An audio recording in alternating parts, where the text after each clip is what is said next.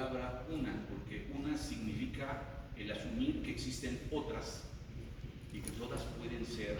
Esta palabra que de pronto uno la lee y parece insignificante, cuando alguien que escribe una propuesta y dice una, nos está dando la señal de que reconoce que hay otras que son iguales de valiosas, iguales de pertinentes, y que si no las leemos en el contexto, pues por supuesto no llegamos lejos. Y ya finalmente unas consideraciones. Yo me quise detener en estas 4 experiencias que ya señaló Lourdes. Se trata de una escuela secundaria en el estado de Jalisco, de una telesecundaria en el estado de Puebla, de un proyecto de educación en Chenaló, en Chiapas, y de una escuela primaria intercultural en Tzitnuc, en Valladolid, Yucatán. Y entonces yo me puse a hacer un ejercicio, qué había de constantes y qué había de variables en estos 4 proyectos, que vale mucho la pena leer, porque además el maestro lo primero que hace es así como narrarnos, llevarnos de la mano en su viaje, y casi que nos montamos al autobús o nos subimos al avión y nos aventamos las horas para llegar, porque logra justamente conectar al lector con esta cuestión. Y resulta que son 4 experiencias, ¿verdad?, que el maestro considera valiosas y dignas de poner en este segundo apartado del libro. Yo me puse a rastrear qué nos hace exitosos, qué nos haría exitosos. Y una primera que me llama la atención y que puse al centro del asunto de la comunidad. Los 4 proyectos tienen como característica que surgen de la propia comunidad. Esto es sumamente interesante y que por supuesto surgen de la comunidad, pero que buscan a otros actores que tengan capacidad de incidencia y demás. Y esto es interesantísimo. Hemos pensado en la otra parte, nosotros, los otros, que muchas veces las mismas comunidades tienen una suerte de ceguera que no alcanzan a ver más allá, y que es importante que alguien se lo lleva.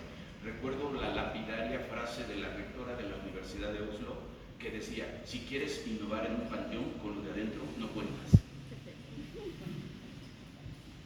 Y parece que eso lo hemos trasladado. Si quieres innovar en una comunidad, con lo de adentro no cuentas. Tiene que ser alguien que tenga la mirada de fuera y no el proyecto. Estos proyectos justamente se vuelven exitosos porque es la propia comunidad quien los impulsa y que por supuesto buscan esto.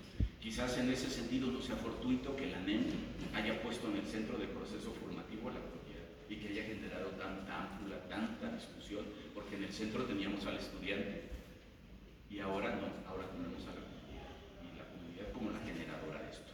Segundo elemento, padres de familia.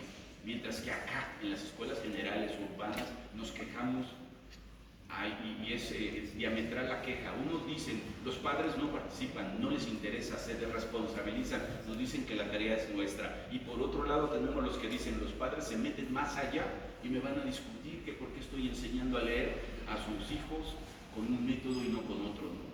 Sí. Y aquí lo que vemos justamente en estos procesos es que siempre los padres de familia, las madres, padres de familia y demás, son aliados de los procesos de formación de sus hijas y sus hijos, y que por supuesto tienen el derecho de la voz y la posibilidad de participar para fortalecer la formación de la escuela. Y eso es interesantísimo. Esto lo tenemos que recuperar. Aquí está ya sistematizado, creo que es gran parte del valor que tiene esta obra. El currículum. Entendido esto en su acepción de los planes y programas de estudio, la noción de currículum es algo más que eso, pero pensemos en los planes y programas de estudio. Casi todas las 4 experiencias están en contra de la rigidez de ese currículum nacional, que no responde a las características de los contextos de estas comunidades. Y en casi todos ellos hay un ejercicio de adicionar, de enriquecer al currículum. Por eso funciona, justamente. Hay unas que dicen menos currículum oficial y más, pero hay otras que dicen un equilibrio entre estas dos. Y esto supone, por supuesto, un posicionamiento de quienes generan estos proyectos, ¿verdad?, de estar en contra de ese estado monocultural que nos heredó Vasconcelos con la creación de la Secretaría de Educación Pública en 1920. Bien, la pedagogía que ya había dicho el maestro Natalio, que era una pedagogía tradicional.